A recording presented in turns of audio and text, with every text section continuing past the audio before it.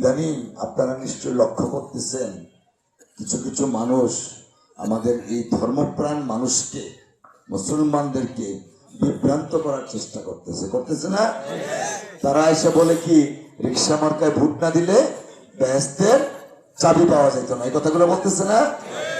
এখন আমরা এখানে অধিকাংশ মানুষই কিন্তু 5 ওয়াক্ত নামাজি, টুপি পরা, আমি যা দেখতেছি। এখন কে বেহেশতে যাবে, কে দুজকে যাবে, এটা কে ঠিক করবে? আর একটু জোরে বলেন, কে ঠিক করবে? মহান আল্লাহ রাব্বুল আলামিন, উনি একমাত্র বিচারক, সর্বকালের সর্বশ্রেষ্ঠ বিচারক। তিনি বিচার করবেন কে বেহেশতে যাবে, কে দুজকে যাবে। এখন কোন রাজনৈতিক দল এটা কি বিচারটা করতে পারবো? কোন প্রতীক বা মার্কা দিয়ে বিচারটা করতে পারবো? কোন ব্যক্তি বিচারটা করতে পারবো না। এই যে এই বিচারটা করতে পারবে না, কিন্তু তারপরেও তারা কিন্তু বলতেছে বেহেশতের চাবি দিয়া দিব দুটা দিকে। তাহলে এইটা আমাদের ধর্ম মোতাবেক কি জায়েজ না না জায়েজ? না জায়েজ।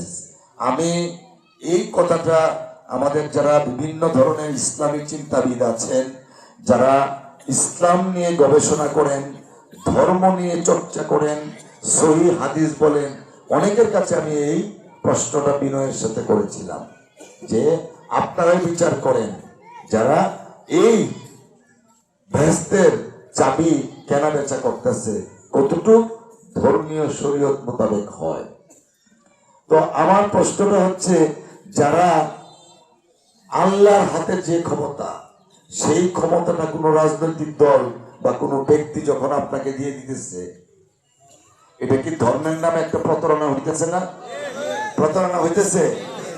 কেউ যদি ধর্মের নাম নিয়ে প্রতারণা করতে পারে, আমি আপনি আপনার সাথে প্রতারণা করতে পারবো না?